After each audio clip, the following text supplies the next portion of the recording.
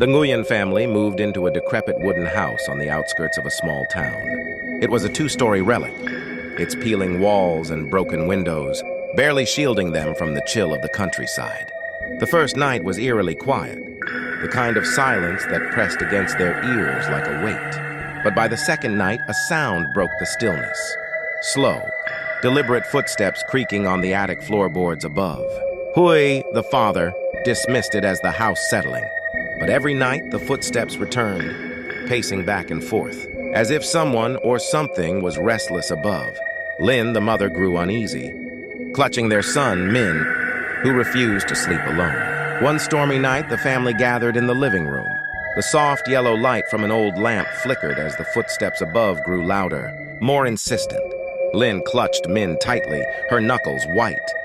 Hui stood at the foot of the creaky staircase, gazing up into the suffocating darkness. "I'll check," he muttered, his voice betraying his nerves. As he ascended, Lin and Min watched from below, their eyes wide. The attic door was slightly ajar, a draft slipping through. Hai pushed it open, and dust spiraled in the dim moonlight that filtered through a single cracked window. The attic was a labyrinth of old furniture and forgotten memories, cloaked in cobwebs.